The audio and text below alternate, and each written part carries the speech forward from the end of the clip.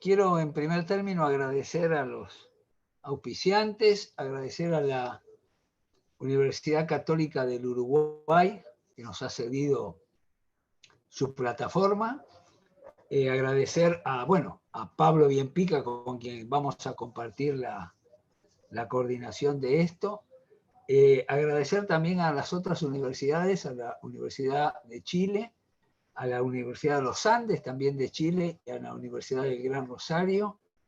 Un agradecimiento especial a la Asociación Argentina de Cirugía de Hombro y Codo, en nombre de su presidente, el doctor Juan Pablo Simone, a la comisión directiva y a su secretaria, que nos ha permitido y nos ha difundido esta actividad, y a todos los participantes, ¿no?, que van a dar su tiempo y sus conocimientos. Y el objetivo de esto ha sido fundamentalmente la transmisión de la experiencia de cada uno de ellos. Todos tienen experiencia, no voy a decir dilatada para que no crean que son todos gente muy grande, pero todos tienen experiencia en tratar el hombro, y le hemos puesto a este debate, a este webinar, un título quizás no muy académico, quizás un poquito coloquial, que es lo nuevo y lo viejo en la rehabilitación del hombro, ¿no? Yo siempre me hago una pregunta: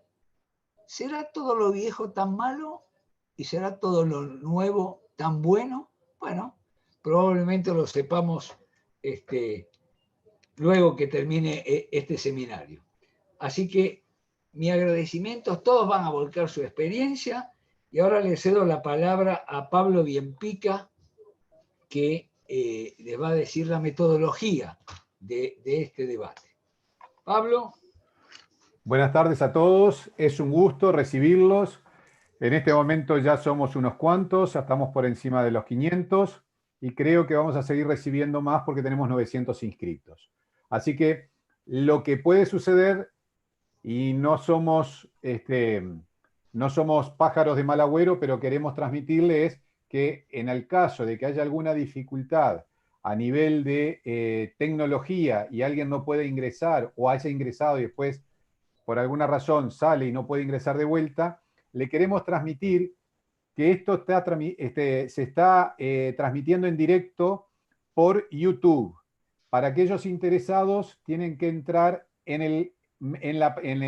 buscar en Google o en cualquier buscador Mediateca UCU, Mediateca Universidad Católica del Uruguay, Mediateca UCU, y rápidamente van a seleccionar, seguramente sea la primer pantallita que está, porque es la transmisión en vivo. Así que ya por ahí tenemos una solución en caso de que no pudieran seguir con este tipo de vínculo por medio de Zoom. Y si quieren transmitirle a cualquier compañero que no haya podido entrar por aquí y quiere entrar a participar de escuchar esto, también lo puede hacer por esa vía. Lo segundo, el sistema, como verán, somos unos cuantos los que vamos a conversar en el transcurso de esta exposición, y no vamos a tener muchas oportunidades de participar de diferentes formas. Entonces, lo que les informamos es que no va a haber ni mano levantada, como otras oportunidades hay en Zoom, ni va a haber oportunidad de chateo. Va a haber exclusivamente la línea de preguntas y respuestas. Y la idea es, luego de la exposición de todos los invitados, de todos los participantes en el panel, es que abrimos la posibilidad de preguntas y respuestas, e iremos contestándolas para llegar aproximadamente a una duración de una hora y media de esta actividad. Por lo tanto, somos conscientes que muchas de esas preguntas van a quedar sin poder contestarse. Les pedimos desde antemano las 1000 disculpas que correspondan, pero bueno, esto tiene un límite y la gente si no se cansa, y preferimos dejar las ganas de continuar con este tipo de actividades. ¿Qué más tenemos que decirles? Les tenemos que decir que esta actividad se desarrolla gracias a una participación colaborativa de diferentes universidades de América Latina. Entre ellas se nombraron algunas. Yo quisiera también darles un saludo y un agradecimiento a la Universidad del Fútbol de México, que también participa, a la Universidad Mayor de Chile, que también está cerca de nosotros en este proceso, y que además de esta charla que vamos a recibir hoy, va a haber cada 15 días una charla asociada en esta etapa a el tema osteoarticular o lo que normalmente decimos ortopedia y traumatología. O sea que ya desde ahora les avisamos que dentro de 15 días, para el 27 de mayo, va a realizarse otra actividad que va a estar enfocada en la columna lumbar, y por 3 periodos seguidos la columna lumbar va a ser nuestra estrella. La columna lumbar ortopédica, la hernia de disco y la columna lumbar quirúrgica. Luego de eso, también ya tenemos previsto una participación con el tema de agentes físicos, lo actual, lo que se utiliza y cómo se utiliza, para después seguir con elementos, como era algo así como las herramientas nuevas de la valoración en la kinesiología y la fisioterapia.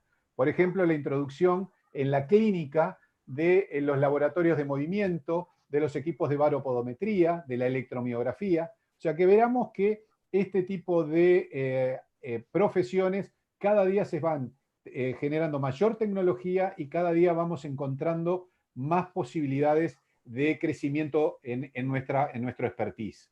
Dicho todo esto, Osvaldo, creo que le dejamos, déjenme un segundito, reparto. Les dejamos entonces ya el paso a los disertantes. Bueno, olvidé mencionarles algo. Agradecí a la Asociación Argentina de Cirugía de Hombro y Codo y quiero comentarles que está organizando el primer curso online, que es el curso oficial de la Asociación Argentina de Hombro y Codo, que consta de 7 módulos y 70 conferencias. Así que pueden entrar al sitio de la Sociedad Argentina y enterarse de cómo es la metodología. Vamos a empezar con el primer disertante, que es Pablo Policastro. Pablo, contanos tu experiencia sobre lo nuevo y lo viejo de las evaluaciones en el hombro.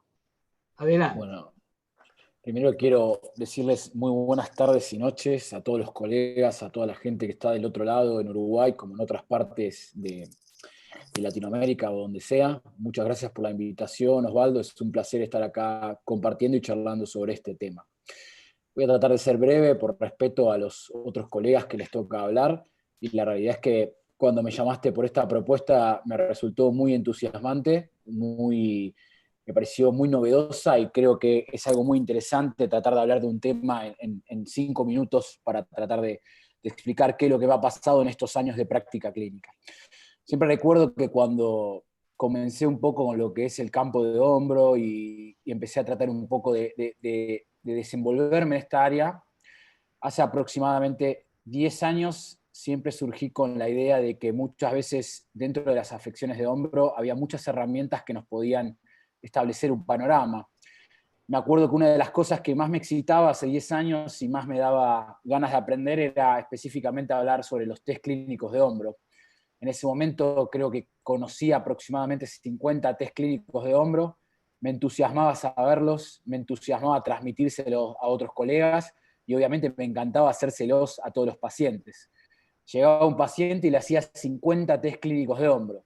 ¿Y qué me encontraba? Me encontraba con diferentes respuestas. Me encontraba que había pacientes que tenían una respuesta positiva, otros pacientes que tenían una respuesta negativa. Y también lo que me empezó a pasar un poco es que muchas veces esos pacientes tenían evoluciones que eran muy variables. Con el paso del tiempo y siempre con la duda de que uno tiene lo que es su razonamiento clínico, trata de vincular lo que vendría a ser su práctica clínica con diferentes niveles de literatura. En ese momento fue en el año 2012 que conozco un autor que es Eric Egedius, que justamente lo que él hablaba era de describir la precisión diagnóstica de esos test clínicos. Cuando empiezo a ver que ese artículo, esas publicaciones, respondían un poco a lo que era mi pregunta cuando tenía el paciente enfrente. ¿Eran realmente efectivos esos test? Bueno, la realidad es que no era tan así. Muchas veces la precisión diagnóstica de esos test nos daban respuestas que podían servirnos y otras veces no tanto, lo cual generaba una especie de conflicto cuando tenía el paciente enfrente. Eso marcó una crítica y marcó un punto de inflexión en aquel año, que es justamente empezar a cuestionarse lo que es el modelo exclusivo anátomo-patológico en el hombro, que es pensar que la causa o la razón del problema en el hombro de una persona es exclusivamente de una estructura. A lo largo del tiempo hubo muchísimas diferentes autores y muchísimas investigaciones que empezaron a ayudarnos en el abordaje de este tipo de pacientes. Por ejemplo, seguramente María Esther les va a hablar mucho de lo que fue el doctor Kibler y lo que ayudó su evolución y su estudio de la escápula en pacientes que tenían afecciones de hombro. Eso definió un poco un modelo, que era el modelo del control motor. Empezar a entender cómo una vez si un segmento del hombro podía estar alterado, eso podría justificar el problema clínico del paciente. Eso empecé a agregarlo en mis evaluaciones, empecé a sumarlo, y con el paso del tiempo vi que la realidad es que hay muchísimas formas de evaluar un problema, algunas con un poquito más de precisión diagnóstica y otras no tanto. Corrió el tiempo, siguió pasando el tiempo y nos empezamos a encontrar con nueva información. Ya aproximadamente en el año 2015, yo trabajo en un hospital público, trabajo con pacientes que tienen muchos problemas, problemas laborales, problemas sociales, y me empecé a encontrar que había pacientes que les dolía el hombro y muchas veces era agravado por estas situaciones individuales, pacientes que no tenían trabajo, que no podían asistir al tratamiento, generalmente tenían una evolución clínica que no era la más favorable. Muchos autores en ese momento, como es el caso de Raquel Chester o como el caso de Jeremy Lewis, confirmaban un poco lo que veíamos en la práctica clínica. Factores psicosociales, como por ejemplo la expectativa de cambio, podían agravar la evolución del paciente. Es acá cuando, aparte de sumar una evaluación anatomopatológica, cuando aparte de sumar una evaluación del control motor, empezamos a considerar diferentes factores psicosociales en los pacientes de hombro. Empezamos también a tener en cuenta otras cosas, como que muchas veces, por ejemplo, los modelos sintomáticos y ver si el paciente tiene una respuesta positiva al dolor, podía ayudarnos como fisioterapeutas a tratar de guiar a esos pacientes. Es acá cuando aproximadamente en el año 2016, Jeremy Lewis nos enseña que podemos evaluar lo que es el comportamiento del dolor de estos pacientes, por lo cual sumé una nueva cosa a mi práctica diaria. Pasaron los años, empezamos a entender también que hay diferentes predictores que pueden condicionar la evolución del paciente, que un paciente que tranquilamente tiene el peor contexto anatómico, si presenta esos predictores puede estar peor. Es acá cuando empezamos a sumar un poco lo que tiene que ver justamente con la evolución y con esos predictores, como por ejemplo la expectativa de cambio, o como por ejemplo la autoeficacia del paciente. Llegando un poco más a lo que es esta época y sumando diferentes tipos de abordajes en pacientes con afecciones de hombro, lo que me han enseñado estos años y lo que he entendido de tratar de relacionar mi práctica clínica con la evidencia diaria y con las preferencias del paciente es que nunca un modelo exclusivo cierra lo que le pasa al paciente. A la hora de evaluar a un paciente tenemos que tratar de agrupar todos los modelos posibles para entender cuál es el que mejor explica lo que le pasa al paciente. Espero en 5 minutos tratar de haber aportado algo con respecto a la evaluación, y muchas veces no pensemos que un test o una simple pregunta es magia. Siempre tiene que ir englobado en lo que es un correcto razonamiento clínico, pensando en lo que es lo mejor para el paciente que tenemos enfrente. Bueno, muchas gracias, Pablo. Evidentemente, los tiempos modernos te han agregado elementos para evaluar a un paciente de una forma diferente. Pablo nombró al pasar el tema de la escápula, que hace 30 años realmente no le prestábamos mucha atención, y hoy en día tiene un papel protagónico, y para eso la vamos a escuchar a María Esther Capria sobre el tema de la escápula. Adelante. Bueno, ¿qué tal? ¿Cómo están todos? La verdad que muchísimas gracias por haberme invitado. Estoy muy feliz de que ustedes nos quieran escuchar a nosotros y yo poder escuchar a mis colegas. Yo cuando empecé a estudiar el hombro, me acuerdo que la primera frase que me llamó la atención es que el hombro se estudia por detrás. Y dije, ¿cómo es esto? ¿Por qué? Porque justamente está la escápula. La escápula tiene un rol crucial en el hombro, porque da la puerta de acceso al complejo articular, a este complejo articular que no es exclusivamente la glenohumeral. Entonces, cuando viene un paciente al consultorio, yo tengo que pensar, primero, cómo está posicionada la escápula en lo estático, porque va a ser la base para que se pueda insertar los músculos del manguito rosador, una base estable. Y por otro lado, cómo está su dinámica.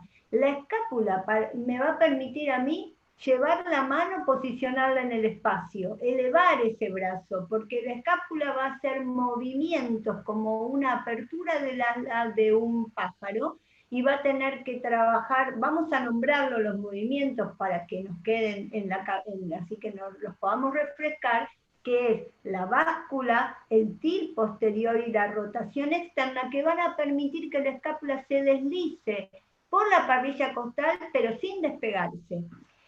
¿Qué pasa cuando esto está alterado? Aparece lo que se llama la disquinesia escapular. Los distintos autores, que hay muchos que estudian la escápula, hablan de que la disquinesia puede ser o es el origen o la causa de la patología del hombro. Entonces es muy importante estudiar esta escápula. Pero no es tan fácil atenderla y rehabilitarla. Muchas veces subestimamos el cómo damos los ejercicios y por qué, y este es el punto de análisis. Si nosotros estudiamos los distintos autores, el doctor Ben Kibler, Paula Ludwig, Anne Kuhl de Bélgica, o el equipo italiano de Giuseppe Longo y de Laura Ambrosioni de Roma, con distintas palabras, ellos enfocan del mismo modo. Divide a la rehabilitación en dos partes. Una parte que van a trabajar y estudiar la pérdida de la flexibilidad, y por el otro lado va a estudiar o analizar la pérdida del control muscular. Cuando tenemos que estudiar la pérdida de la flexibilidad, el músculo que voy a estudiar primero es un músculo profundo, que es el pectoral menor, que tracciona de la coracoide llevando la escápula hacia adelante y dejándola con pérdida del til posterior, o sea, se despega un poquito la escápula de la parrilla. Este acortamiento del pectoral menor va a estar tanto en el paciente anciano, con el dorso curvo, con la cabeza hacia adelante, que además va a presentar la rigidez, el síndrome de fricción, como en el paciente joven, que es el deportista overhead, que va a estar con la mano arriba repetitivamente, en el que además le voy a poder encontrar un déficit de rotación interna, y que también puede presentar un impingement interno o póstero superior. ¿Y cómo voy a trabajar el entrenamiento? No lo voy a trabajar sobre un músculo analíticamente, sino voy a trabajar sobre el equilibrio, el balance de esa cúpula, que son estos músculos que van hacia un lado y hacia el otro, logrando ese equilibrio articular. La cúpula más importante para la escápula es el serrato anterior en sus dos fascículos y el trapecio inferior. Esta cúpula que está debilitada es la que yo voy a tener que trabajar sobre ella, y para lograr que el serrato, que es el músculo más importante de la escápula, permite esa escápula adherirse al plano, a su parrilla costal. Y por otro lado, el trapecio inferior es la correa que sostiene esa escápula para que pueda hacer esas rotaciones y la libertad de movimiento. Pero ¿cuál es el problema que aparece cuando queremos trabajar sobre esta cúpula? Que para llevar el brazo por arriba de los 90 grados necesitamos del trapecio superior, y el trapecio superior generalmente está hiperactivado porque los brazos cuelgan y porque además tiene una activación propia de la postura. Entonces, por un lado tengo que activar la cúpula, pero no tengo que activar el trapecio superior. Y para eso tenemos los ejercicios de control escapular del doctor Kibler, que todos los conocen. Si no, les pido que lo lean porque ya me están haciendo señas que me quedan 2 minutos. Y después, ¿1 minuto? Bueno, dale, no me pelees más. Y ya está. Y poder pasar de la cadena, de los ejercicios de cadena cerrada, como da Ludwig con el Push Up Plus, a los ejercicios de cadena abierta para lograr la apertura y poder esto después llevarlo a la actividad de la vida diaria. Bueno, muchas gracias, María Esther. Yo creo que la transmisión para la gente joven es que ya no hay que mirar solamente la glenohumeral, sino mirar un poco la escapulotorácica, pero yendo a la glenohumeral, le vamos a dar la palabra a Malinina Segura, que nos va a hablar sobre los ejercicios glenohumerales. ¿A qué ejercicios ella, en su experiencia personal, le da particular importancia? Adelante, Malinina. Bueno, buenas noches a todos. Primero, gracias por la invitación y espero que todos estén muy bien, cuidándose mucho frente a esta situación que nos está afectando tanto. Cuando el doctor Patiño me propuso este tema, lo nuevo y lo viejo en ejercicios de rehabilitación de hombro, mi primera pregunta fue, ¿qué es realmente nuevo, no? En este último tiempo los ejercicios tomaron una gran relevancia y hoy básicamente son la base central de la mayoría de los programas de rehabilitación de hombro. Pero personalmente creo que el cambio más grande es que empezamos a integrar diferentes ejercicios que antes usábamos de manera aislada, ¿sí? Hoy casi todos los ejercicios tienen lugar en el programa de rehabilitación si uno los usa de manera adecuada, en el momento adecuado y para el paciente adecuado. Por eso el cambio básico es la integración y el criterio. ¿Sí? Podemos pensar en ejercicios que van a estar indicados directamente para trabajar sobre la patología, pero no podemos quedarnos solo ahí. También tenemos que pensar en ejercicios que van a trabajar sobre la reeducación de la función articular y, si es posible, ir más allá y trabajar toda la cadena cinética para que ese paciente logre una función óptima. Por eso muchas veces es necesario partir de los ejercicios más simples, de lo analítico, para poder llegar a lo funcional, a lo global. Por ejemplo, no podemos indicar un ejercicio dinámico de transferencia de fuerzas de miembros inferiores a superiores si, como decía antes María Esther, el paciente no tiene un control escapular adecuado o una conciencia del movimiento escapular. Por eso, en sí, no hay una receta que uno pueda usar con todos los pacientes. El plan tiene que ser adaptado a la patología y al paciente que tenemos enfrente. Hoy podemos ver en la web y en las redes sociales una invasión de videos de ejercicios, ¿sí? No sé si les pasa lo mismo, pero uno entra en las aplicaciones y vemos videos y variaciones. Creo que esto, por un lado, nos ha ayudado porque nos empezó a ser más creativos, pero por otro lado hay que ser muy cuidadosos y poder saber si ese ejercicio es adecuado para mi paciente y en qué momento tenemos que indicarlo, porque corremos el riesgo de, por querer dar algo más avanzado o novedoso, saltear etapas. Hoy cada vez hay más publicaciones científicas que ponen a nivel central los programas de ejercicios, y algo que es genial en esta época, que cada vez es más fácil para nosotros poder acceder a esas publicaciones. Muchos de estos trabajos, por citar un área, evalúan electromiográficamente los ejercicios que nosotros utilizamos habitualmente. Y cada vez estamos comprendiendo mejor qué músculos se activan en los ejercicios que usamos. Y no solo esto, sino que empezamos a entender el nivel de actividad y el orden de activación, que ha ido cambiando todo lo que hacemos día a día. Creo que estos avances, más la fisiopatología, el conocimiento de la fisiopatología, los factores biomecánicos de los ejercicios, nos están ayudando a que mejoremos los programas de rehabilitación. Hoy podemos saber en un posoperatorio del manguito rotador qué ejercicios activan mínimamente al supraespinoso para poder indicarlos en una etapa muy temprana del posoperatorio, y qué ejercicios van a ir aumentando la carga progresiva para poder ir aumentando el ejercicio en nuestro paciente, pero siempre protegiendo la reparación.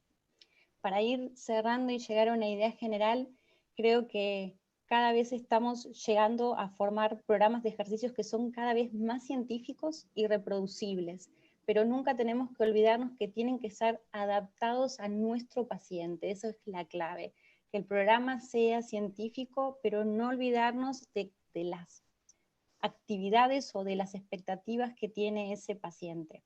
Como dijo el doctor Patiño antes, quiero invitarlos a todos a que entren a la página de la Asociación de Hombro y Codo y al Instagram, porque se está desarrollando el curso básico de manera online y cada vez hay más actividades, así que bueno, los esperamos a todos los que quieran participar. Bueno, muchas gracias. Bueno, gracias Marilina. Evidentemente acá aparecen cosas nuevas, que es la activación específica de algunos ejercicios, y quizás haya que abandonar aquellas hojitas y preimpresas que le dábamos a los pacientes en forma automática. Vamos a pasar al próximo disertante, que es Raúl Beribé, con el cual hemos compartido tantos cursos y congresos, y Raúl le va a prestar especial atención a un músculo que, bueno, lo teníamos un poquito olvidado hace ya algunos años, pero que me parece que tiene una singular característica, que es el bíceps. Así que Raúl, adelante, te escuchamos. Bueno, gracias Osvaldo, buenas tardes a toda la audiencia, gracias a Pablo y a la Universidad de Uruguay por este espacio que nos permiten intercambiar ideas. La propuesta que yo le hice a Osvaldo es preguntarnos cómo vamos a ir resolviendo una problemática que yo veo clínicamente cada vez más en los pacientes operados de hombro, que es un alto porcentaje de los mismos, podría llegar a decir 7 u 8 cada 10, aparecen con una tenodesis. O sea, ese clásico cortecito que ahora los cirujanos hacen prácticamente de rutina, como hace 20 años estaba de moda la acromioplastia. Recuerdo que el gol estándar de la liberación subacromial era la acromioplastia, ya desde los primeros enfoques de los tipos de acromio presentados desde Nier en adelante y todos sus discípulos. Hoy parecería ser una mala palabra que un cirujano haga acromioplastia si no tiene una indicación muy específica y ya las dejamos de ver. Pero hace unos 8 años me empieza a llamar la atención la aparición desmedida de esta práctica quirúrgica donde yo considero, y la biomecánica lo ha demostrado, que la porción larga del bíceps es uno de los principales depresores de la cabeza humeral. Y permanentemente hemos escuchado a los cirujanos hablar del ascenso de la cabeza humeral, funcional y radiológicamente. Con lo cual, desprender o inhibir de alguna manera quirúrgica para liberar dolor casi de rutina en la mayoría de los hombros abordados quirúrgicamente, me hace pensar, si dentro de 10 años nos volvemos a encontrar en un espacio como este y ya tenemos los follow-up de seguimiento de todas estas tenodesis o tenotomías en muchos casos, ¿con qué nos vamos a empezar a encontrar? ¿Con que estos fueron también acciones muy irrespetuosas? ¿Fueron consideradas específicamente para cada paciente a quién se la voy a hacer o no? Entonces, muchas veces los cirujanos te dicen, no, son pacientes grandes, los vamos a liberar del dolor. Pero cada vez los pacientes grandes, nos guste o no, muchos hacen natación, muchos siguen jugando al tenis, muchos siguen haciendo actividades por encima de la cabeza. Hay que, creo, considerar muy bien cómo vamos a negociar nosotros esta problemática que empieza a ser un recibimiento de un paciente que nosotros no podemos decidir por qué se le hizo o no esta tenodesis, pero nos restringen las actividades. Entonces, con la inmovilización que cada vez está más firme dentro de las primeras 4 a 6 semanas, conservadores, muchas líneas de cirujanos, y sumado a una tenodesis, ya se nos limita el trabajo de un músculo principal que nosotros teníamos como aliado para iniciar el proceso de trabajar la escápula y la depresión de la cabeza humeral con el bíceps. Entonces, para nosotros empieza a ser un desafío nuevo, cómo abordar esta problemática de estas tenodesis, cómo dejar desactivado en parte al bíceps su porción larga en todo lo que es la integración de la rehabilitación inicial y subaguda como músculo muy importante para todo el complejo del trabajo integral, y obviamente tendremos que esperar los resultados. Ojalá me equivoque y que dentro de 10 años no aparezcan estos seguimientos que nos digan todo esto ha sido para peor en muchísimos hombros y ha aumentado la fricción antero-superior o los niveles de artrosis de estas articulaciones. Gracias, Osvaldo. Bueno, muchas gracias, Raúl. Bueno, un tema para discutir, ¿eh? En algún momento seguramente vamos a poder discutir esto. Vamos a pasar al próximo disertante, que va a plantear seguramente un problema muy interesante sobre la movilización posquirúrgica inmediata. Hay trabajos, hay un grupo de Canadá que presentó hace 1 año y pico un trabajo interesante sobre movilización temprana o tardía, y para eso lo convocamos al profesor Intelangelo, que tiene alguna publicación realizada al respecto sobre qué ejercicio seguro tenemos sin poner en riesgo la cirugía. Leonardo, adelante. Bueno, muchas gracias. Primero saludar a todos los colegas que están del otro lado, a los colegas con los que me toca compartir esta experiencia, y a Osvaldo y a Pablo por la invitación. La verdad que es una iniciativa muy, muy interesante y ojalá se pueda continuar. Desde que yo me formé como kinesiólogo y empecé a ejercerlo, el tema de la inmovilización y la rehabilitación siempre fue un tema de debate, lo es y lo va a seguir siendo por mucho tiempo, creo. De hecho, en cualquier reunión científica esto sigue siendo un tema central, en donde si uno se remite a las guías de práctica clínica de las últimas, de las principales sociedades, aparece con un nivel de evidencia A, inmovilización estricta durante las 6 primeras semanas. Y las justificaciones de eso es básicamente para favorecer la cicatrización y mejorar la calidad funcional a largo plazo. Parece paradójico para nosotros, porque nosotros pensamos en el movimiento y tenemos muy claro que el estímulo mecánico es una herramienta y una vía para favorecer esa calidad cicatrizal. Sobre una estructura donde sabemos que fisiopatológicamente es compleja, punto que es clave para entender la rehabilitación del posquirúrgico. Por lo tanto, yo en ningún momento voy a armar un esquema de razonamiento sin antes conocer qué hizo ese paciente, o sea, y básicamente saber si es un paciente de una ruptura aguda o una ruptura crónica, y fundamentalmente hablar con el cirujano. No pensaría en hacer nada antes de hablar con el cirujano, porque ahí va a estar la clave de entender mucho de lo que va a pasar en esos próximos 3 meses. Y digo 3 meses porque las recomendaciones entre los 3 primeros meses de restauración del movimiento y no mucho más. Entonces, en aquellos inicios, los ejercicios que se indicaban por protocolo, o los que uno podía aprender ya en alguna literatura, básicamente no son muy diferentes a los que se hacen hoy. Sí, por supuesto que han aparecido ejercicios para el control motor de la escápula en etapas iniciales, pero el cambio de paradigma que empezó a marcar esto nace en realidad de una cuestión anecdótica que dijo Kühler en el año 70 y pico, que aquellas estructuras quirúrgicas, ¿no?, que electromiográficamente superen el 20% de la máxima contracción isométrica voluntaria, que es un detalle técnico electromiográfico, podrían poner en riesgo las estructuras en cicatrización.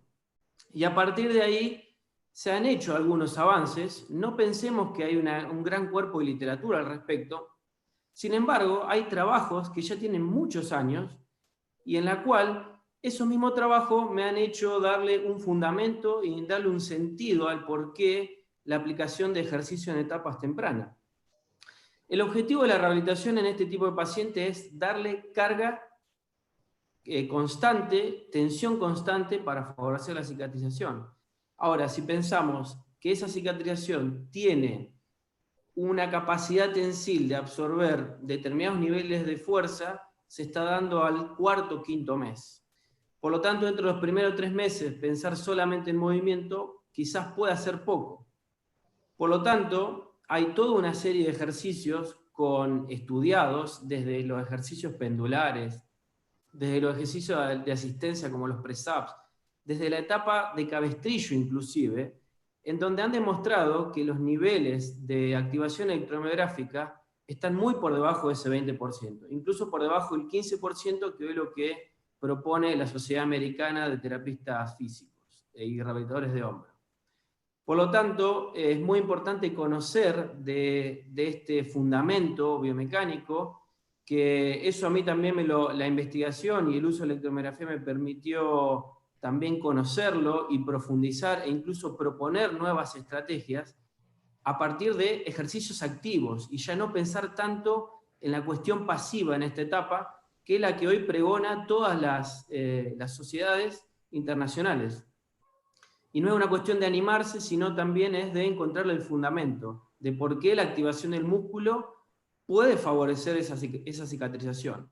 Y el cuánto y cuándo lo va a determinar la investigación científica, la investigación clínica en todo esto. Bueno, muchas gracias. Una mirada interesante para discutir, que es activar algunas algunos músculos sin poner en riesgo la cirugía. Es fundamental que la cirugía no se ponga en riesgo en ningún momento, pero tampoco la inmovilidad absoluta. Entonces, es un tema para el futuro. Esto sería algo bastante nuevo, porque hace años atrás esto era impensable. Exacto. Vamos a pasar a otra técnica, dentro de todas las técnicas que hay en la rehabilitación del hombro, que está muy de moda en estos últimos años, que es la técnica del taping. Entonces, para ello invitamos a Diego Bordachar, que es uno de los coordinadores de la especialidad en la Universidad del Gran Rosario, para que nos hable de esto, en su experiencia. Diego, adelante. Bueno, Osvaldo, muchas gracias por tu invitación nuevamente. Siempre nos has tenido en cuenta para estos encuentros. También hola y gracias a todos los presentes. Bueno, yo me acuerdo, Osvaldo, que la primera experiencia con lo que fue hablar sobre el taping fue allá por el 2013. Yo ya venía con unos años de aplicar este taping y me llamaba la atención que una herramienta tan sencilla dentro de todo, ¿no es cierto? Dentro de todo accesible también económicamente, sea tan bien recibida por el paciente. O sea, es como, lo tenía como un caballito de batalla que parecía como que era una herramienta que daba buen resultado. Y entonces me propuse investigar por qué. En aquel momento había evidencia ya desde el punto de vista electromiográfico de que esta herramienta podía producir algún cambio en la actividad de los músculos escapulares. Y fundamentalmente allá por esa época lo más consistente que había desde el punto de vista de la investigación era que el taping escapular, hablo puntualmente de taping rígido tipo McConnell, podía disminuir la actividad del trapecio superior. Ese fue el hallazgo más consistente entre varios estudios allá entre el año 2000 y 2009 aproximadamente. Puede venir de efectos mecánicos, proprioceptivos y también neuromusculares. ¿Estamos?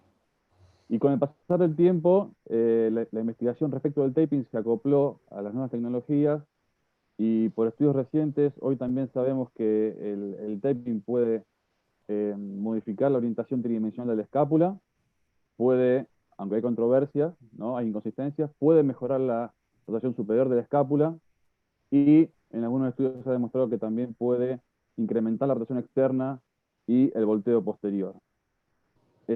También, paralelamente con esto, se ha demostrado que puede incrementar el espacio subacromial y que puede modificar también puede aumentar la longitud del pectoral menor, o sea que el taping responde a esa disfunción escapular que han definido todos los autores y que también recién habló Magister Capria, de esa escápula en volteo anterior, rotado interno, con el pectoral menor acortado, en ese paciente que tiene dolor de elevación y que tiene un test de asistencia escapular positivo.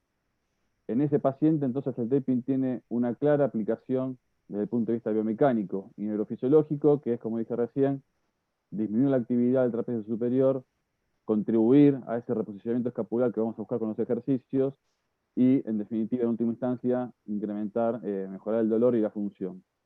Nosotros también ahí en la UGR, junto con Leonardo, hicimos un trabajo de investigación con el taping de McConnell, el más sencillo, que es ese que comienza en la coracoides, rodea el trapecio superior transversalmente a sus fibras y culmina en el ángulo superior interno de la escápula.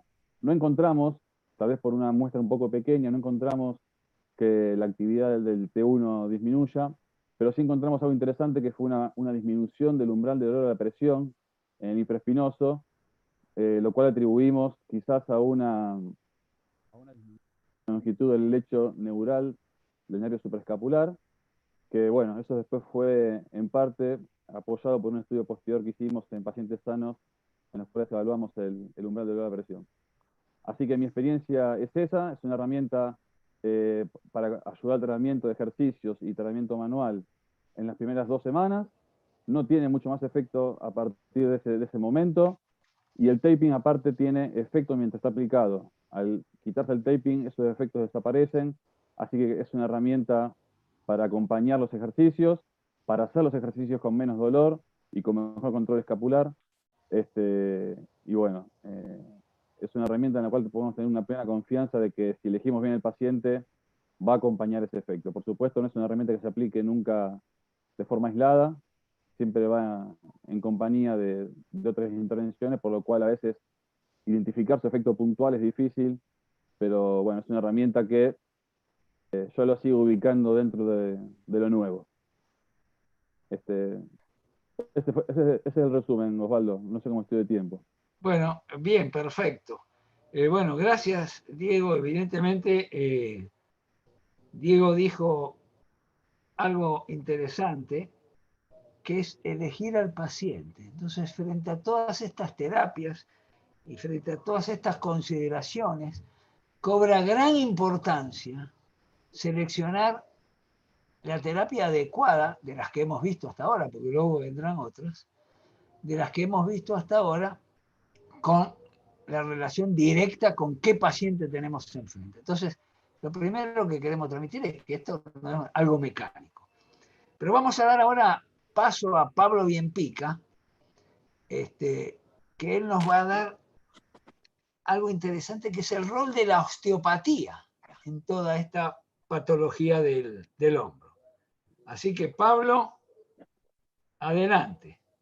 Gracias, Osvaldo. En principio, mi propuesta es transmitirles que, bueno, ya quizás para los que conozcan y para los que no, los osteópatas venimos de una formación con su creador, que es Andrew Steele, ya por allá por el 1800 en Estados Unidos. Pero lo que nos llama ahora, y siendo concretos, es tratar de identificar y de ver cómo, además de esa visión que tenemos del hueso, de la articulación, del ligamento, el proceso que nos hace pensar en osteopatía, o sea, la forma de verlo, de encararlo, a esa estructura anatomopatológica, en este caso que es el hombro, es acompañado por otras estructuras, como por ejemplo las arterias que acompañan. O sea, cuando nosotros pensamos en un hombro, además de todas esas estructuras que recién nombré, tenemos que pensar, por ejemplo, en la arteria subclavia, en la arteria axilar, en la arteria braquial, porque ningún músculo, ningún tendón, ningún hueso sobreviven si no tienen una buena vascularización. Y normalmente también, más allá de hacer tratamientos para mejorar la característica muscular, deberíamos no olvidarnos del esfuerzo que hace ese paciente desde el punto de vista vascular. De la misma forma que hablamos o que vemos a ese paciente desde lo neurológico o desde su sistema nervioso, y entonces podemos acercarnos cada vez más a la columna cervical, viendo que la columna cervical y el hombro están íntimamente relacionados, no solo por su cercanía, sino porque las raíces nerviosas que van a darle acción al funcionamiento del hombro, posteriormente, sea por el nervio axilar, por el supraescapular, etcétera, etcétera, etcétera, están localizadas en la columna cervical. Si nosotros no tenemos una buena vascularización, si nosotros no tenemos una buena inervación o un intercambio neurológico de ese paciente, el resultado final seguramente no sea el mejor de los resultados. Además, deberíamos integrar en este proceso de asociación o de globalización de la estructura hombro todo el factor de sus fascias, tanto sea las fascias propias de los grupos musculares que están en la región, como la fascia axilar, como la fascia de los braquiales, donde están integrados el córaco braquial, el bíceps, el axilar, que podríamos pensarlo como el subclavio, el pectoral mayor, el dorsal ancho, el serrato anterior, sino cómo esa estructura, que es única e interrelacionable, está vinculada con las fascias cervicales, tanto con la fascia cervical superficial como con la fascia cervical profunda. Y cómo, actuando todas en conjunto, es que hacen que el hombro responda a lo que queremos. No queriendo extenderme mucho, no dejamos de pensar también en esta estructura hombro vinculada a la inervación, pero ya no tanto la inervación motora, que es la que estamos más acostumbrados los fisioterapeutas y los kinesiólogos a trabajar, sino también en aquella inervación que está vinculada al sistema simpático y al parasimpático, que es, en definitiva, quienes inervan y estimulan a todo ese sistema vascular. Si una arteria está infra o supraestimulada porque su sistema simpático y y parasimpático están disfuncionales, también vamos a tener un problema a nivel del hombro estructural, funcional, no solamente teóricamente vascular. Y no olvidemos que por allí está cerca, muy cerca, el ganglio estrellado. El ganglio estrellado nos asocia, nos puede ayudar a integrar el conocimiento de estas estructuras dentro de lo que es el hombro, más allá de todo lo que es la estructura dorsal. Cerrando para no querer irme muy lejos, en osteopatía nos interesa no solamente ver el problema del hombro, sino quién lo provoca y cómo podemos colaborar con todo este equipo de personas que estamos hoy conversando. Quiere decir, nosotros vemos el hombro que quizás tuvo la tenotomía hace 6 meses, que quizás tuvo un Latarjet hace 6 meses, que quizás tuvo una fractura hace 1 año. El paciente muchas veces va a tener una funcionalidad de hombro post-rehabilitación muy buena, pero va a tener que también evaluarse su columna dorsal, su columna cervical, su respuesta lumbar. No olvidemos que uno de los grandes motores del hombro, en este caso, es el dorsal ancho, y por tanto el dorsal ancho está actuando a nivel de la funcionalización por la sacroilíaca, por el ala ilíaca, que es donde se inserta. Entonces, esa es la visión que tenemos en osteopatía. Tratamos de integrar a ese hombro a todo ese ser humano que tiene un hígado y que también da dolores referidos a nivel del hombro, que tiene un corazón y que da dolores referidos a nivel del hombro. Entonces, ese es el esfuerzo que hacemos. No solamente miramos al hombro en el proceso traumático propio, sino en el proceso evolutivo de esa situación. Y, cerrando para no robar muchos más minutos, también podemos actuar en el proceso de prevención con todo este mismo concepto. Osvaldo, te dejo para que tú sigas entonces con los demás compañeros. Bueno, muchas gracias, Pablo. Entonces, la osteopatía también podría tener un lugar en el tratamiento. Ven que es algo de diversas técnicas, de diversos conceptos, y no hacer un tratamiento sintomático simplemente.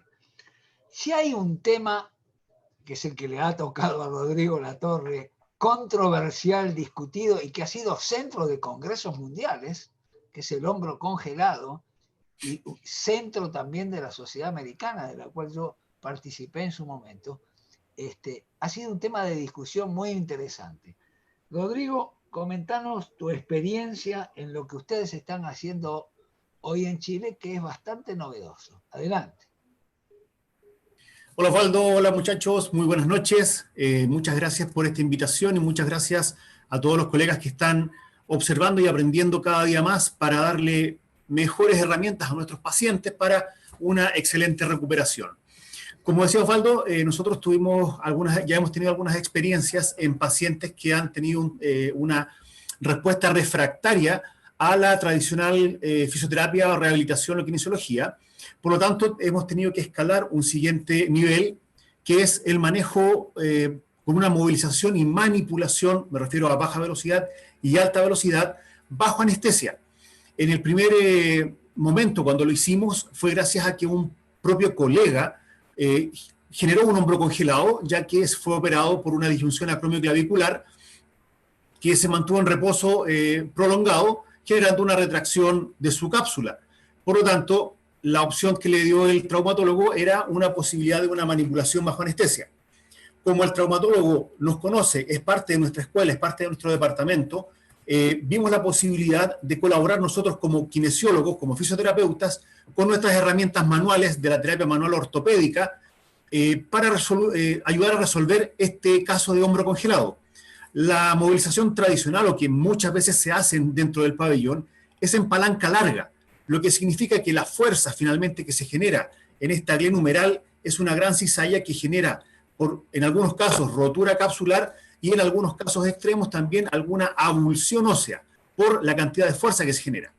El protocolo que nosotros realizamos fue basándonos en la regla cóncavo-convexa de Kaltenborg, donde fuimos a mejorar el deslizamiento caudal fundamentalmente de esa cabeza humeral que estaba elevado por esa retracción de cápsula inferior, y nos ayudamos de la movilización y el hecho de que está ahí el paciente bajo anestesia. Teníamos mucha más posibilidad de separación articular y deslizamiento articular, ya que no había una protección muscular por el hecho de estar bajo anestesia general. Sumado a eso, tuvimos que tener muchas precauciones antes de realizar la movilización, porque si bien no teníamos la musculatura que evitaba la tracción, tampoco teníamos la musculatura que protegía las articulaciones. Por lo tanto, tuvimos que tener mucha precaución. Una de ellas, inclinar cabeza y cuello al mismo lado de la articulación que estábamos movilizando para quitar tensión a los plexos cervicales y braquiales para no generar una lesión neurológica. Eso es clave. Lo segundo, como son movimientos rectilíneos, siempre trabajamos en línea recta, evitando movimientos angulares, y a diferencia, o lo que nuestro aporte fue que la movilización y la manipulación fue con palanca muy corta y con un posicionamiento tridimensional de esa articulación. Esto quiere decir posicionar la glenohumeral en la posición de restricción y en ese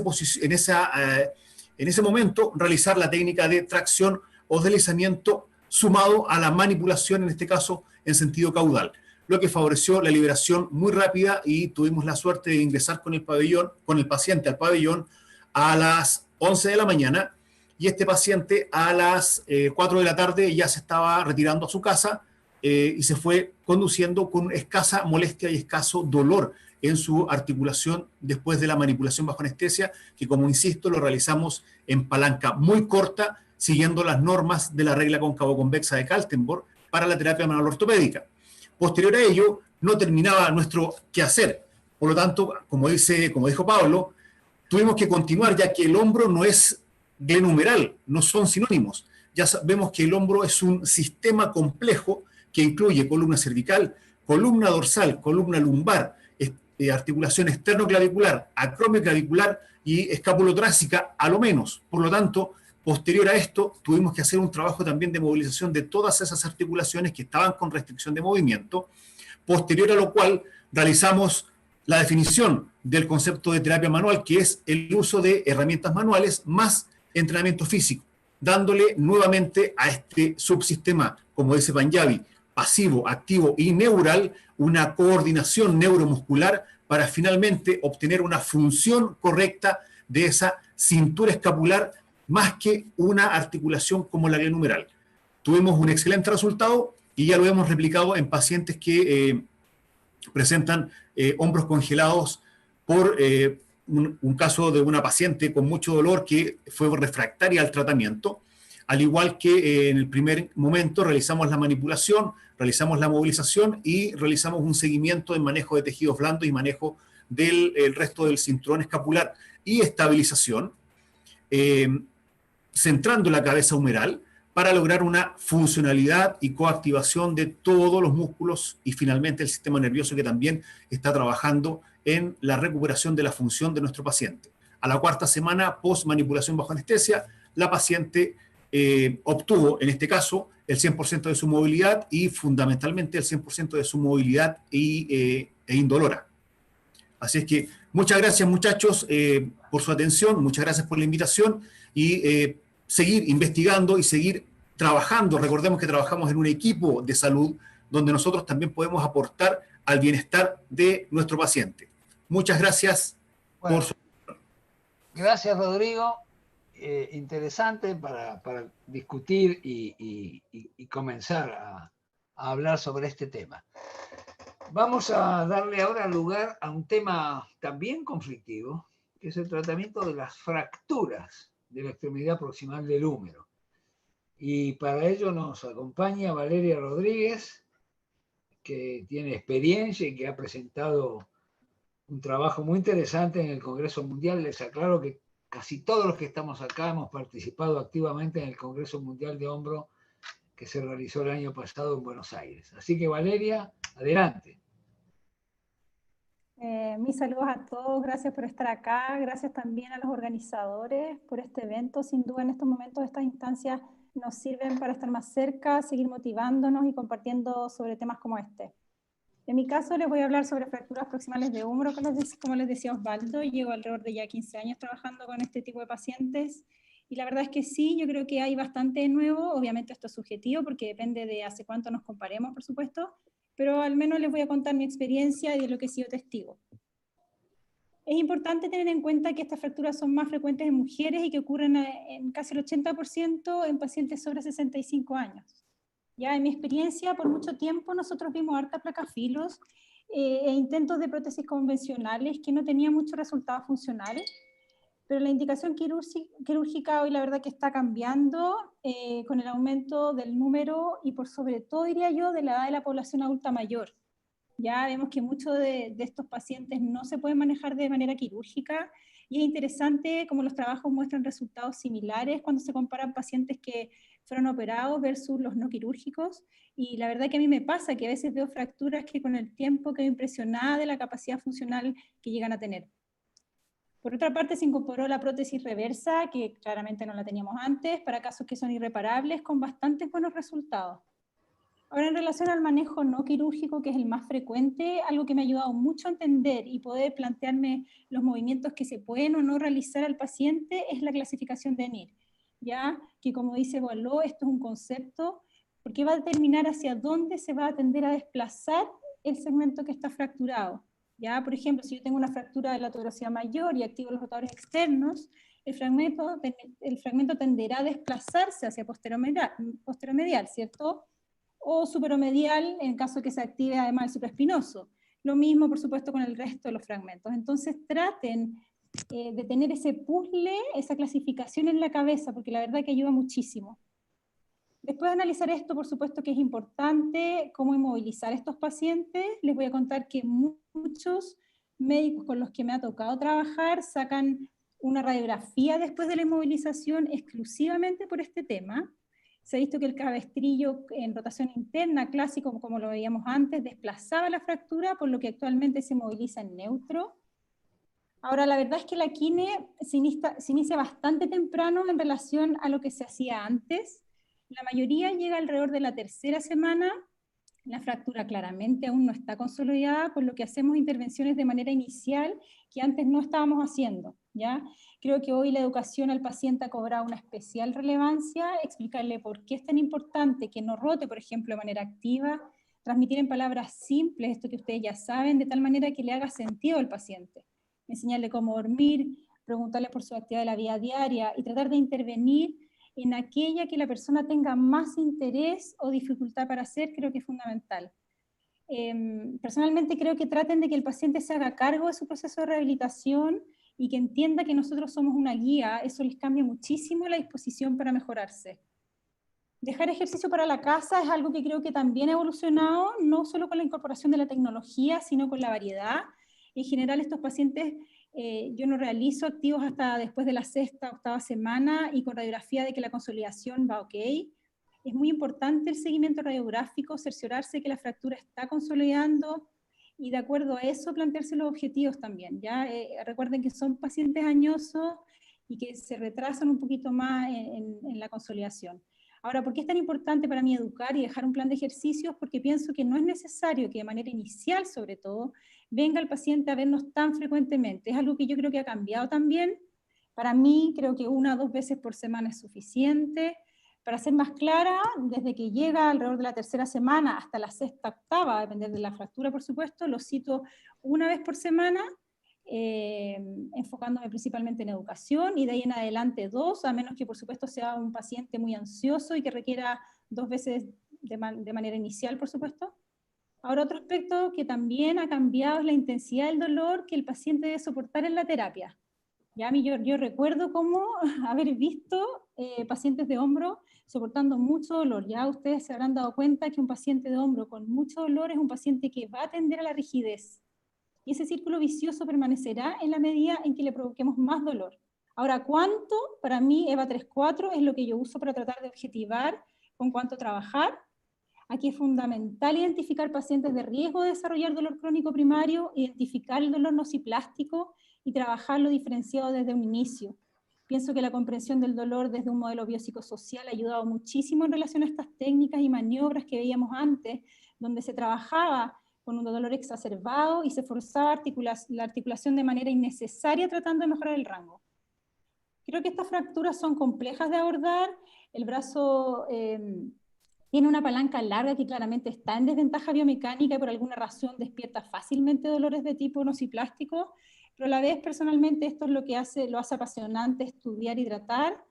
Pienso que mucho de esto es discutible, sobre todo porque trabajamos con personas y lo que le ayuda a uno no necesariamente le va a ayudar a otro. Así que ahí está su capacidad de análisis, de razonamiento clínico, por supuesto, de la empatía que logren tener con estos pacientes. Bueno, muchas gracias, Valeria. Una mirada bien diferente a lo que hacíamos hace muchos años atrás con respecto a las fracturas de la extremidad distal a la extremidad proximal del húmero. Y vamos a dar ahora lugar al hombro en el deportista.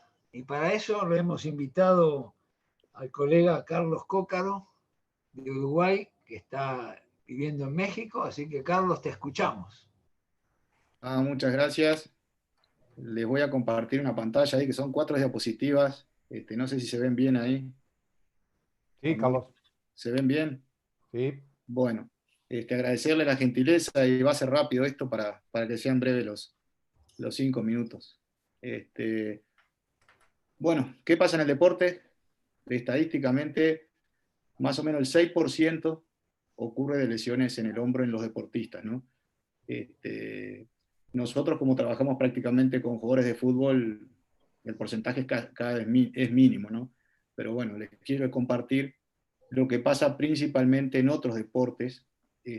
Nosotros también, bueno, ahí tenemos un hospital, que es un hospital donde se atiende mucha patología traumato-deportiva, y no solo nos llegan futbolistas, sino también nos llegan golfistas, basquetbolistas, muchos de aquí se juega mucho al béisbol en México. Entonces tenemos fútbol americano, una amplia gama de ver este tipo de lesiones. Y bueno, y esto les quería compartir ahí.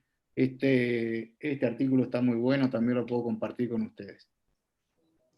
Acá les voy a compartir un caso que nos llegó el viernes pasado, golfista profesional, ella está en la PGA, y esto es lo que hacemos nosotros. Ya nos habían mandado el video de cómo sentía el dolor, y como dijo el colega, nosotros trabajamos en un equipo multidisciplinario y realmente así lo sentimos y lo hacemos en el día a día, ¿no? Aldo es el radiólogo en jefe ahí, y tenemos la posibilidad de, aparte de hacer todas las pruebas clínicas, como dijo Policastro, que estamos de acuerdo con él, que hay muchísimas pruebas clínicas, nosotros también tratamos de llevar deportistas y hacemos ultrasonidos dinámicos, donde le pedimos, más allá de la prueba de NIR, HOP, todas las que ustedes han nombrado, a veces le pedimos contra resistencia o contra determinados tipos de fuerza de resistencia excéntrica. Después te paso los videos. Perdón, que ahí se ve. Que haga ciertos movimientos, ¿no? Y ahí vamos buscando, por ejemplo, si hay algún atrapamiento acromioclavicular, si hay alguna lesión de algún grupo muscular específico. En este caso es una deportista profesional que prácticamente tiene toda la otra parte, si queremos llamar estructural y osteopática, ordenada. Y bueno, cuando nos llaman estos casos, prácticamente es porque ellos determinan los dolores puntuales que tienen y en qué movimiento tienen. Ahí, como ven en esta foto, yo le estoy haciendo que me haga una tensión, y el radiólogo está colocando el ultrasonido para ver qué está pasando con ese hombro ahí en este caso, ¿no? Bueno, esta otra foto es cuando nosotros hacemos fisioterapia invasiva, cuando trabajamos ecoguiado para, cuando encontramos una lesión a nivel de partes blandas, poder entrar al lugar exacto. En cuanto a rehabilitación, que uno de los temas era lo nuevo y lo viejo, bueno, en cuanto a intervencionismo, nosotros trabajamos, aparte de toda la fisioterapia convencional, nosotros tenemos un staff donde tenemos doctores en osteopatía, cantidad de colegas con sus subespecialidades, si quieren llamarle, pero en lo que es terapia del dolor y regeneración, nosotros trabajamos más fisioterapia invasiva ecoguiada. También en algunos casos, como son deportistas que prácticamente necesitan resoluciones rápidas, si hay que acudir a alguna parte de infiltración intraarticular con algún medicamento específico y después entrar nosotros, también se hace. Y en rehabilitación estamos usando, aparte de todos los ejercicios que ustedes nombraron, y con todo el estudio que hay de electromiografía, los estímulos de activación, desactivación de ciertos grupos musculares, nosotros utilizamos, no es una foto de un deportista, tenemos otro equipo nosotros, estamos usando realidad virtual. ¿Qué ha pasado con la realidad virtual? Vemos que el deportista o el paciente se suelta notablemente, y estoy de acuerdo con una colega que hablaba de que, bueno, yo me formé con los ejercicios tradicionales, ¿no? Esto hace que se active la parte neurocognitiva rápidamente, y si no llegamos a tener la tecnología, utilizamos otros elementos, como trabajar ojo director, ojo dominante, cerrando un ojo, cerrando otro ojo, y haciendo estímulos para que el paciente prácticamente se olvide de esa patología del hombro y empecemos a estimular desde lo neurocognitivo. Esto les quiero comentar que una colega que trabaja en España con problemas de hombro post cáncer de mama. Tiene un resultado espectacular trabajando toda la parte de ejercicios neurocognitivos. ¿Qué más? Bueno, también como todos ustedes saben, cada deportista responde diferente, inclusive haciendo la misma práctica deportiva, ¿no? A veces nos toca ver 2 o 3 golfistas y de la misma zona lesional, pero bueno, en tolerancia al dolor y eso responden diferente. Capaz que fui un poco apresurado, pero bueno, esto es más o menos un caso justo. Tuve la posibilidad el viernes pasado de tener este caso clínico. Les quiero contar a la gente que es argentina que en fisioterapia invasivo tienen un excelente profesional ahí, que se llama Fernando Polidori. Él es de Mendoza. Él se capacitó ahí en Barcelona muchos años y les quería comentar eso también. Muchísimas gracias. Bueno, muchas gracias, Carlos, por estas novedades bien interesantes que nos has mostrado. Y yo quiero referirme a un tema en donde lo viejo y lo nuevo se superponen, que es en la utilización de los agentes físicos. Realmente, si hay algo en donde lo nuevo y lo viejo se superpone, es lo que yo veo habitualmente en hospitales, sanatorios, clínicas, etcétera, de la utilización de agentes físicos, probablemente no los que usaba yo antes, porque yo antes utilizaba en los problemas del hombro la onda corta y el ultrasonido. Bueno, hoy cambiamos. Usamos la magnetoterapia, la estimulación transcutánea y el láser de baja potencia. Entonces, realmente tenemos que abandonar prácticas que no han demostrado una utilidad significativa en los problemas del hombro. Piensen que no hay ningún débil estímulo eléctrico, como la magnetoterapia, que va a modificar las condiciones del hombro. Entonces, volvamos al título de este debate, que es lo nuevo. Abandonen ese tipo de fisioterapia convencional. Sí hay nuevas cosas, como dijo bien Carlos, la fisioterapia invasiva, las ondas de choque, el láser de alta potencia, pueden realmente ofrecernos algunas posibilidades. Pero nada de esto, estos son elementos coadyuvantes y el hombro va a depender de muchas de las cosas que aquí se dijeron. Y lo otro viejo y nuevo que se superpone es la relación cirujanos rehabilitadores. Lo viejo todavía persiste, que es el cirujano lejos del rehabilitador y el rehabilitador lejos del cirujano. Por supuesto, no todos tenemos esa experiencia, pero yo que viajo muchas veces por Sudamérica y por el interior de nuestro país, veo que todavía persiste lo viejo en una comunicación que no tiene ninguna validez. Entonces, abandonemos estas prácticas que realmente no hacen nada más ni nada menos que alejar al paciente del bienestar que merece. Vamos a dar paso ahora a las preguntas que tiene Pablo en su computadora para que cada uno pueda contestarlas, porque todavía tenemos minutos para ello. Pablo, adelante.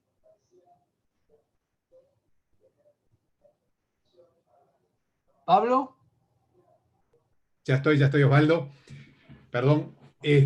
Muy bien.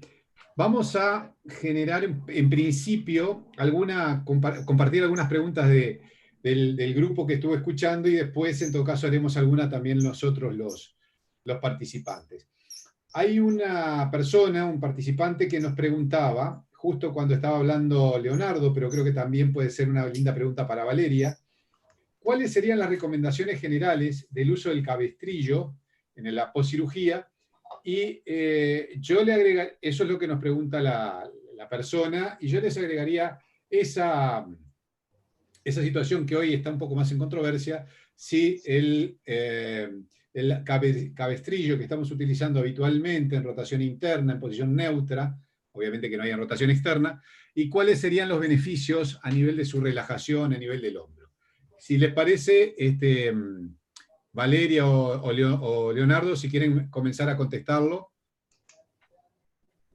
Bueno, en la actualidad la recomendación y con un nivel de evidencia bastante fuerte es para la cirugía de manguito el uso del cabestrillo en posición neutra. Eso ya no tiene más contradicción, es lo que se usa a nivel mundial.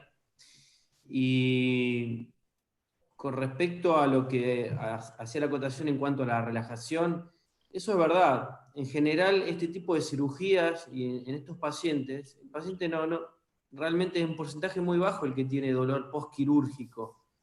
Y en general suelen quejarse más por la propia inmovilización que le genera otro tipo de dolores musculares en las regiones periescapulares, cervical, etc. Todo lo que venga de la mano con el uso de la terapia manual para relajar, incluso el uso del taping, bienvenido. Pero también no hay que olvidar que en esas instancias los ejercicios indicados ya por Smith hace 18 años son muy interesantes, e incluso nosotros tenemos alguna experiencia y algunos trabajos por publicar al respecto, incluso con cabestrillo neutro, con el objetivo de trabajar el control motor escapular en esas primeras etapas del uso del cabestrillo, que es muy interesante para ya empezar a darle estímulo mecánico con una casi nula actividad muscular de los músculos del manguito. Muy bien, gracias Leonardo. Valeria, querías complementar, porque tampoco creo que haya mucha divergencia con lo que comentó recién Leonardo.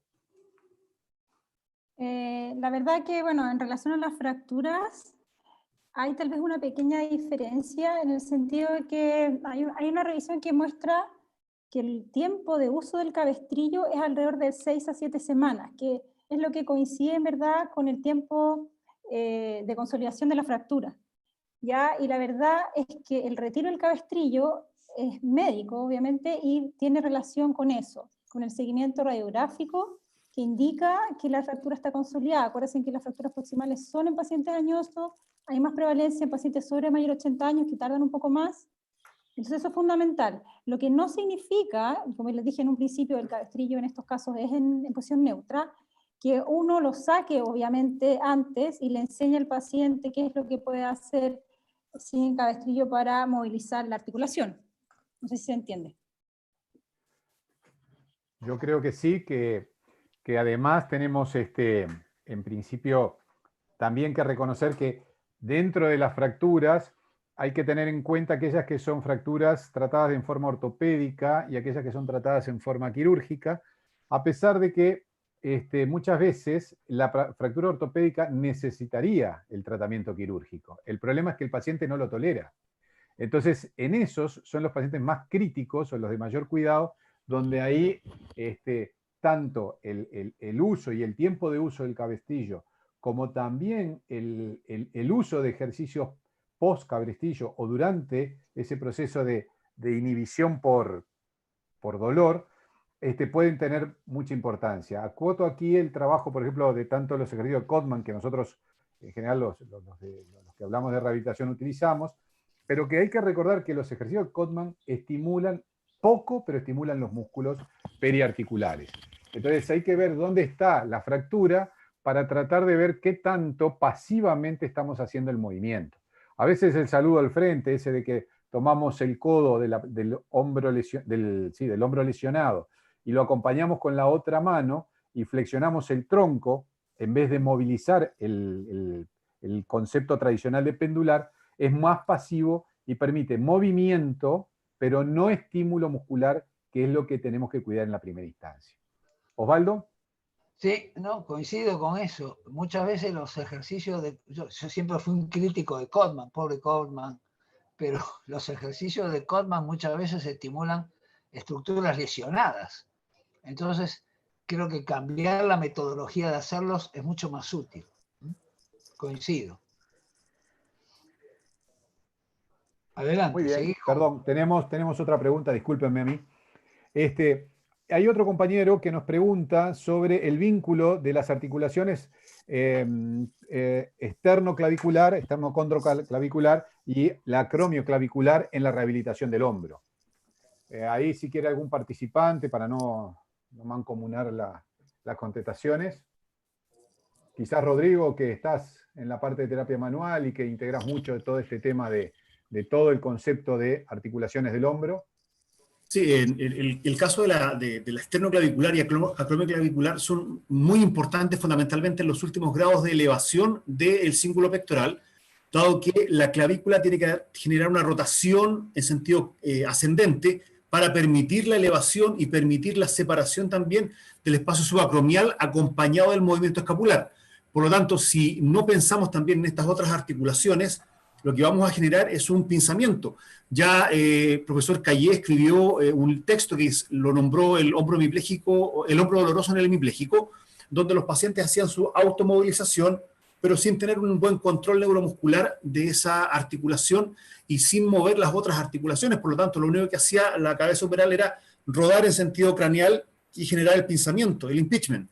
Por lo tanto, para tener una buena normalidad del cinturón escapular, todos sus factores que contribuyen a la movilidad deben tener una coactivación y una movilidad adecuada, así como la columna dorsal. Cuando la columna dorsal no tiene una buena posibilidad de flexibilizar esa cifosis, el movimiento se va a compensar de forma excesiva en columna lumbar, pudiendo generar sintomatología lumbar como consecuencia a una búsqueda de compensar la hipomovilidad que se está realizando en columna torácica, al igual que, como tú ya lo planteaste, en columna cervical, y ver la posibilidad también de atrapamientos neurales en los trayectos de los nervios a través de los escalenos, bajo el pectoral menor, bajo la coracoides, que también puedan generar alguna alteración de la contractilidad y un desbalance muscular, alterando la función. Perfecto. Gracias por la participación, y Rodrigo, y quiero decirles que hay varias preguntas, por lo tanto, le pido a todos que seamos breves, pero además no vamos a participar 2 o 3 en la misma pregunta. No es porque no tengamos para aportar, pero si no se nos va a hacer imposible contestar la mayor cantidad. Aquí hay otro compañero que nos dice: Sanchís en el 2015 publicó que el dolor de hombro puede verse influenciado por un fenómeno de sensibilización central. ¿Cómo puede afectar esto a la rehabilitación del paciente y cómo se puede hacer frente a esta situación, tanto en el diagnóstico como en lo terapéutico? Si alguien quiere tomar un poco la propuesta. Yo no tengo problema. Yo no tengo. Bárbaro. Esa es una muy buena pregunta. Eso no solo propone en el 2015 Sanchís, que hay diferentes factores psicosociales como la sensibilización central que podría afectar. Estos últimos años empezó a haber un aumento en la producción de diferentes tipos de trabajos, seguido un poco por un trabajo muy importante, es el de Raquel Chester, donde justamente menciona que la expectativa de cambio y la autoeficacia del manejo del dolor son 2 predictores fuertes a la hora de evolucionarlos. Hoy por hoy ya se sabe, y un poco lo que busca el modelo actual de clasificación diagnóstica, que es tratar de clasificar a los pacientes según un diagnóstico funcional del movimiento, como lo que propone, por ejemplo, Paula Ludwig, o lo que propone también, por ejemplo, Ann Coles. Y hoy por hoy ya se sabe que hay una subclasificación que habla de dolor de hombro de origen psicosocial, que son esos pacientes que no es que le duele el hombro exclusivamente porque está loco, sino que tiene agravantes del dolor, como pueden ser los que me acabo de mencionar previamente, o también pacientes que tienen cuadros de catastrofización, cuadros de kinesiofobia, cuadros de depresión, que obviamente lo que hacen es agravar el cuadro clínico. Entonces es muy importante considerar eso a la hora de tener al paciente enfrente y saber que cada paciente tiene características individuales y está en nosotros como terapeutas poder ver cuál es el camino a tratar de desenvolver esos factores psicosociales y cómo resolverlos. A veces podemos manejarlo y otras veces recurrimos a lo que son diferentes tipos de profesionales conjuntos, como es el caso de psicología, por ejemplo. Tengo muchos de esos pacientes en mi práctica diaria en el hospital y la verdad es que es todo un desafío. Muchas gracias, Pablo. Cierro nada más, ¿no? Como dije, no vamos a participar varios, pero prepárense en todos los que hacemos osteoarticular para después de esta pandemia, porque si bien ahora nos quedamos sin trabajo, después vamos a tener demasiado. Muy bien. Otro compañero nos pregunta si hay alguna experiencia, y particularmente se la dije a Carlitos, a Carlos Cócaro, si además de la realidad virtual tiene experiencia en trabajos con biofeedback.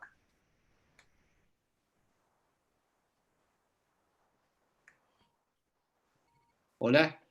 ¿Sí?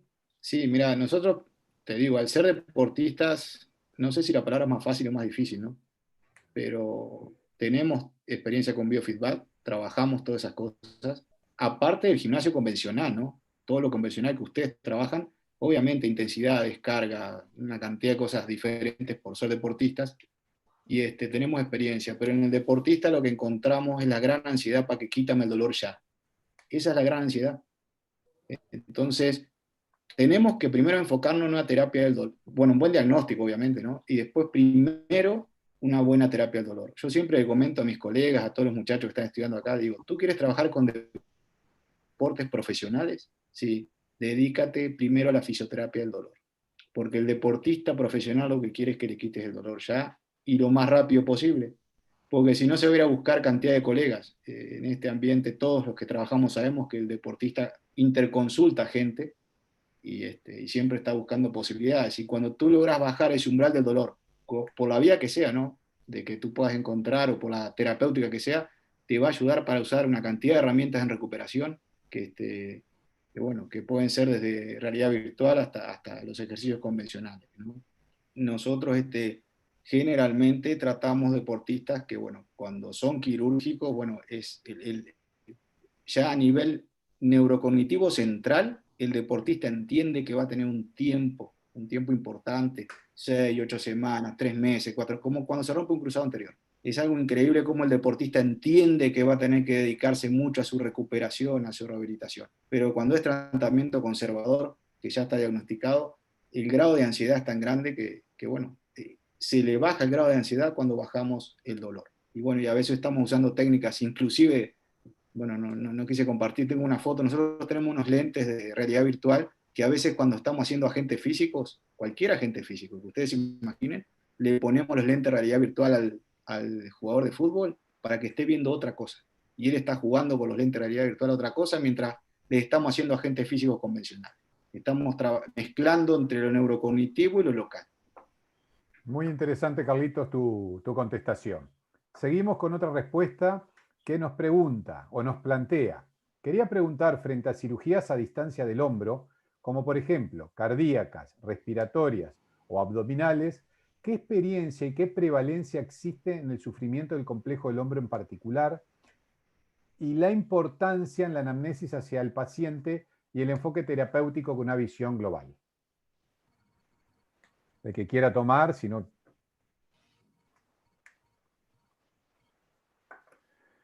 Quizás los que estamos más en el área de osteopatía podemos intercambiar esa experiencia.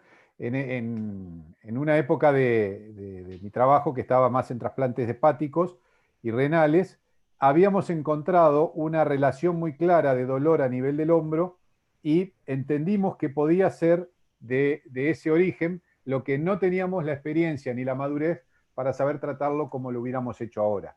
Entonces, bueno, lo tratábamos básicamente con tratamientos muy convencionales, mucha electroanalgesia, y la realidad es que no evolucionaba muy bien, porque no estábamos encarando el punto donde teníamos que trabajar sobre ese hombro.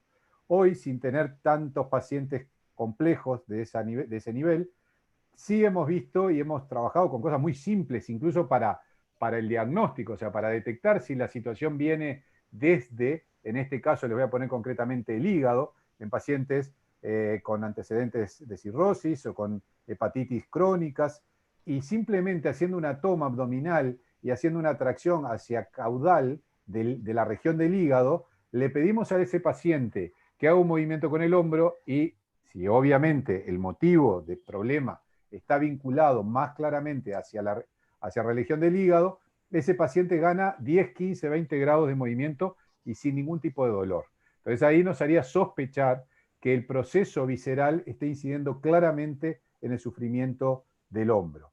También en la cirugía cardíaca se ha encontrado que el posoperatorio, principalmente la cirugía a corazón abierto, genera retracciones, pero aquí ya no tanto desde la tracción solamente visceral, sino que desde las fascias, pericardio, toda la región de la pleura y todo ese proceso inflamatorio y de retracción que tiene el paciente con un sufrimiento a nivel de la región operada, genera retracciones y consecuencias, pero no a corto plazo. O sea, no se ve esa situación en el posoperatorio inmediato de la cirugía cardíaca de alta intensidad o de alto riesgo, sino que recién se empiezan a ver entre los 6 y los 9 meses del posoperatorio. Por lo tanto, Saber que un paciente tuvo una cirugía cardíaca simplemente es un dato más para pensar no solamente en la estructura osteoarticular, sino también en ese otro componente del factor visceral, y en este caso particularmente del facial, no tanto del visceral. Para no seguir con esta pregunta, seguimos. Hola, según su experiencia, cuál es la real importancia del manejo de las disquinencias escapulares en la rehabilitación del hombro?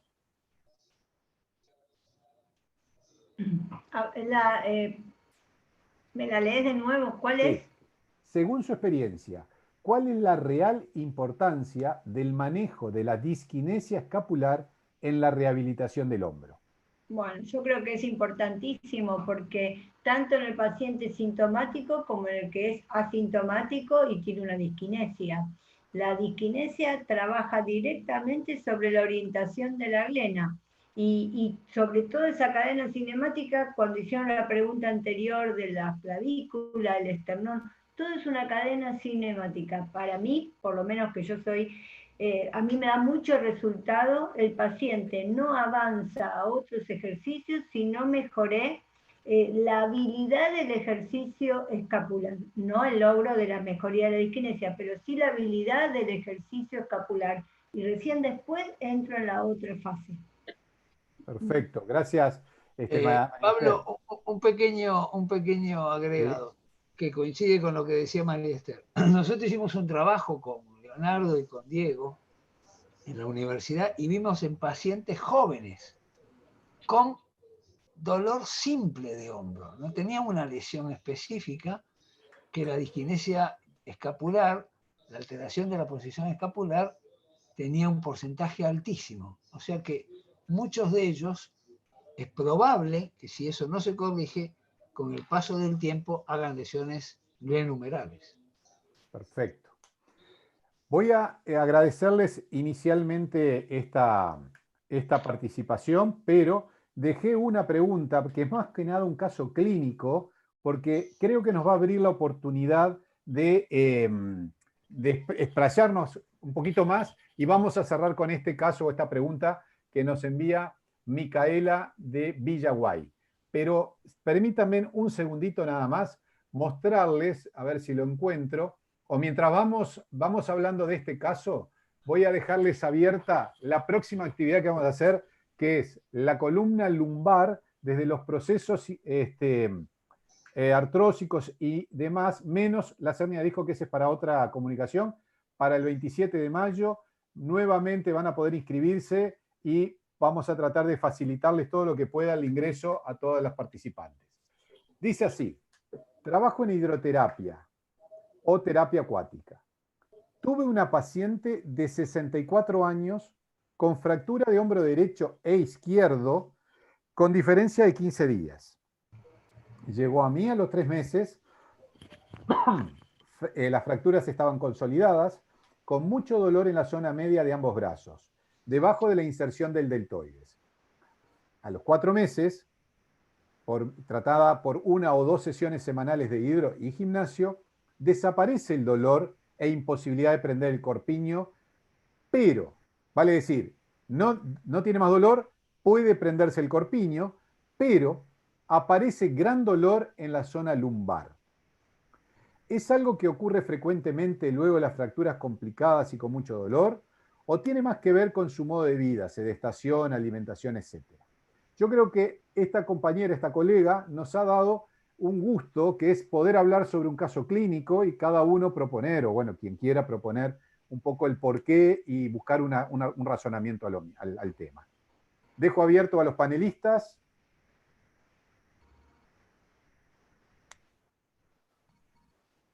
¿Alguno quiere participar? Porque si no, quizás ocupamos mucho la interpelación. Como es una fractura, tal vez yo les puedo hacer mención de algunas cosas que podríamos considerar. A ver, cuando un paciente tiene una fractura, hay que considerar, por mucho que la fractura esté consolidada, hay que considerar que muchas veces, por muchas razones, que no vale la pena obviamente entrar en detalle ahora, esa fractura no consolida como era un número en su forma inicial. Ya generalmente, si tienen una fractura del cuello quirúrgico que es bastante frecuente, queda rotado sobre la parte proximal del húmero, ¿ya? Y esa rotación obviamente va a generar una rigidez en rotación interna, ya dice que no se puede prender el corpiño, ¿ya? Lo que va generando finalmente limitaciones de rango, dado que la forma no es la inicial, ¿cierto? Lo mismo, la tuberosidad mayor generalmente queda desplazada, lo que va a generar una disminución de la rotación externa y una disminución de la elevación. Ya esas son fracturas muy frecuentes, la tuberosidad mayor y la del cuello quirúrgico. Entonces, tenemos que considerar que una persona que va a tener restricción de la movilidad no va a ser necesariamente por tejido blando, ¿ya? Dado que puede ser entonces, como les decía, la forma del hombro en la que queda por fractura. Si yo tengo una limitación de rotación interna de elevación, y yo en la terapia insisto en que rote interno o insisto en que eleve y no puede, probablemente eso va a repercutir en la extensión a nivel de la columna lumbar. Ya lo mismo durante la actividad de la vida diaria. Entonces yo pienso que tenemos que ser bien cuidadosos cuando hacemos ejercicios de ganar rango en estos pacientes, de no estresar zonas adyacentes, ¿ya? Obviamente hay que también considerar si el paciente tiene antecedentes de dolor lumbar previo a la fractura, ya que también es una opción y que se podría exacerbar aún más, ¿cierto? Al pasar gran tiempo o por periodo prolongado más inmovilizado, en donde claramente todos sabemos que también podría ser una de las razones por qué exacerbar el dolor lumbar. Y sin duda es una cosa muy multimodal, ¿cierto? Es multifactorial. Ya si le sumas antecedentes de dolor lumbar con periodos prolongados de inmovilización, sumado a una restricción del movimiento del hombro, tratando de ganar ese rango, obviamente va a estresar probablemente a nivel de esa zona. Ya, yo creo que es amplio en ese sentido. Muy bien, Valeria. ¿Alguien más quiera participar en la opinión? Sí, yo concordo que muchas veces la limitación de movilidad producto de tener, por ejemplo, una fractura o poder tener una cirugía a nivel glenumeral conlleva limitaciones de movimiento que muchas veces el paciente, con la idea de cumplir el objetivo funcional, lo que hace es buscar compensar. Pero por ahí, respondiendo a la pregunta que hizo la colega, yo creo que, y vuelvo a repetir un poco lo que dijo Valeria, es muy difícil por ahí con esos datos encontrar una asociación de correlación-causación, considerando que el dolor lumbar es uno de los trastornos más frecuentes y que es un trastorno tan multimodal. Yo creo que podría tener una relación pensar en que tuvo un dolor lumbar si el paciente tiene antecedentes de haber realizado algún ejercicio donde sobrecargue esa zona. Si no, la realidad es que no podemos encontrar una correlación-causación totalmente exclusiva, pero sí concuerdo totalmente que muchas veces el paciente, con tal de cumplir el objetivo funcional, lo que hace es compensa, y el problema es tratar de devolverle al paciente esa movilidad glenumeral que tiene limitada, como el caso de una fractura. Bien, gracias Pablo. Yo agregaría o miraría un poco desde el punto de vista ya más insercional la acción que desarrolla en este caso el dorsal ancho sobre la estructura. También pensar en esa, justamente lo que dijiste tú, en esa relación de hipomovilidad de una región, aplicando hipermovilidad a la otra, en este caso en un paciente de 64 años, que ya puede tener un fenómeno de artrosis, además de podemos, en este proceso de análisis, podíamos identificar también a ver si el dolor era más en el hombro derecho, en el hombro izquierdo, perdón, si era más vinculado a la región lumbar derecha o lumbar izquierda, porque también ahí podíamos integrar un poco las vísceras, podríamos mirar o identificar una respuesta del diafragma, de cómo está actuando en estas condiciones, y por último, quizás no con una correlación tan directa, el fenómeno de inserción del trapecio ya en la parte inferior también podría estar afectando a una sobreexigencia de la región de la charnela tóracolumbar, generando una hipofunción en esa región y obligando a trabajar un poco más forzada a la región más baja. Todo eso podría tener razones para dar un sufrimiento a nivel de la región lumbar. Bueno, Osvaldo, vos empezaste esta fiesta, me parece bueno terminarla. Yo lo único que voy a hacer, permitime, Osvaldo, es colocar nada más que esta diapo un segundito, mientras vos podés ir charlando, pero para que todos los que han participado y que permanecen puedan saber que venimos con esto el 27 de mayo. Ya ahí haremos participar a todos por medio de información más concreta. Bueno, simplemente agradecerles. La intención fue volcar las experiencias que todos tenemos. Es muy importante hoy en día, en donde yo veo como muchos profesionales muestran el trabajo de otros, pero no hablan del propio. Entonces acá todos los que hemos participado atendemos pacientes, seguramente en gran cantidad, y es importante a veces el volcar la experiencia en estos debates, en estos webinars, y transmitir a la gente que lo nuevo y lo viejo, como dije antes, a veces se tocan. Entonces, para la gente más joven que nos está siguiendo, y también para los no tan jóvenes, saber que tienen que ver a la rehabilitación desde un punto de vista diferente, que es mirar el paciente en su totalidad, no lo que hacíamos nosotros, que mirábamos solamente la articulación glenumeral, sino que ustedes han visto que los diferentes disertantes han dado una idea mucho más de globalidad. Por supuesto, entender qué es lo que pasa a nivel glenumeral, pero interrelacionando cada sector del organismo. Agradecerles a todos, ha sido, en mi opinión, enriquecedor. Yo también aprendí varias cosas, y bueno, nos veremos pronto en otro de estos eventos. Muchas gracias a todos.